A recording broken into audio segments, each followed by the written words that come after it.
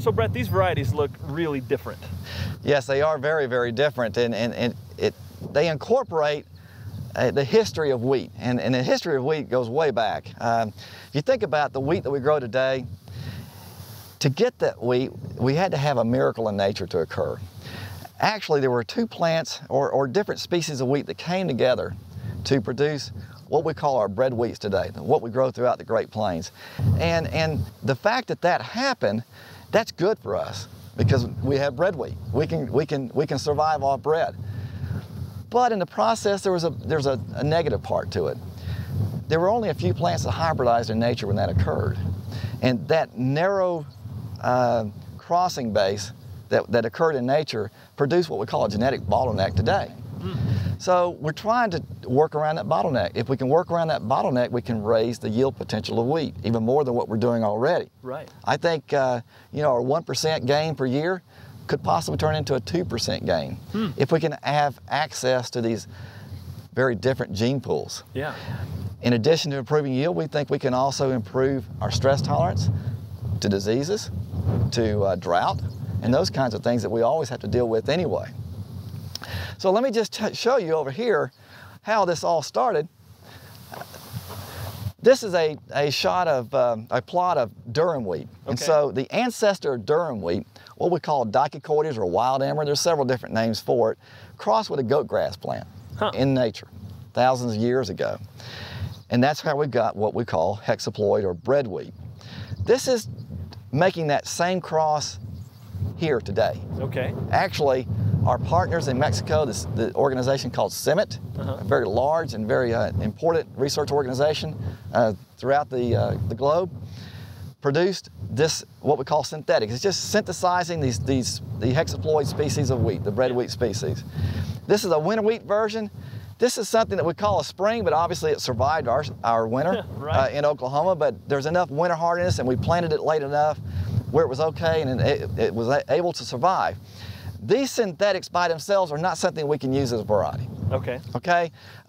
They lack important characteristics. It could be quality, it could be agronomics. They look good, but to plant them as a variety across our state will not work. Okay. We have to improve upon them. And we also have to bring in some other things that we normally work on, like disease resistance, that may not be present in these.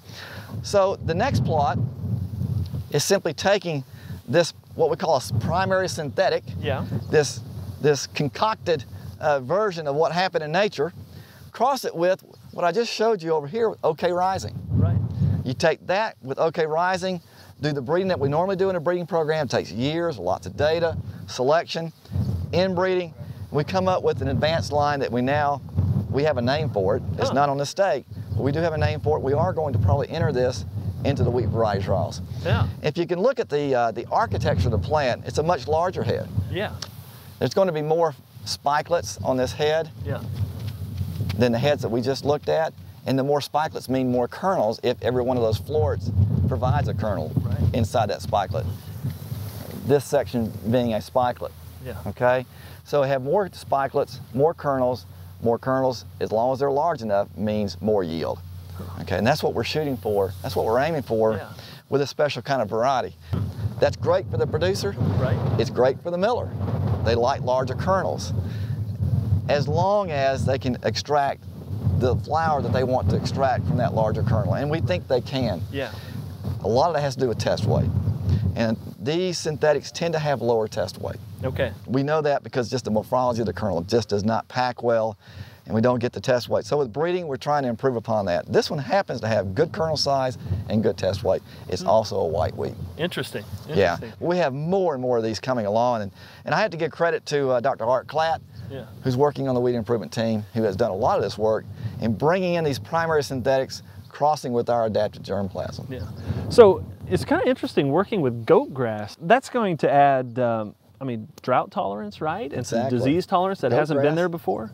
That's right. Goat grass is a pretty hardy plant. Survives under tough conditions. Does it survive under domesticated conditions? We're trying to just get as much yield out as we can. No, we have to combine it with something. Okay.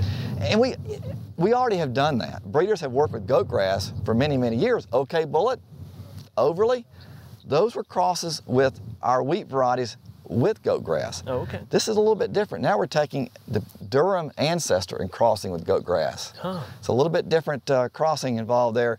It produces a very different looking plant Right. Originally, but I think it's going to give us much more potential than just simply crossing our varieties with goat grass. Right. I guess all in all, there's a lot of different varieties out here that producers need to consider, and probably a lot goes into making that decision. Exactly. We have the more investment we have in plant breeding, wheat breeding, I think the more progress we're going to make. We look around us, and not just Oklahoma State University, but Texas A&M, Kansas State, Westbred, Trio, AgriPro. We're all working together to produce something that wheat producers of Oklahoma can make a living off of. Having more choices enables wheat producers from different parts of the state to make a good living. And the more choices that are out there, the better off they will be. And so we're really trying to talk to producers, think about choices, diversify as much as possible so that we can avoid this situation like we did with Jagger. You know, half of our acres in one variety just sets up a precarious situation with the rust pathogen. It likes one variety. It can adapt to it. Right. So if we can come out with more varieties, we give that pathogen a harder time to learn to adapt. Yeah. And there are many possibilities. We try to inform the producers through our extension service. Dr. Jeff Edwards does a wonderful job through our county educators, through our area agronomists. They are all aware of the genetic progress that's being made, not just at Oklahoma State, but other programs throughout the region. Right. And they try to communicate the newest knowledge that they can. Right. And I think it's getting done. Great, great. So the idea is to take the best knowledge that's out there and make a good decision for the year. Put it in the farmer's hands so they can make money off it.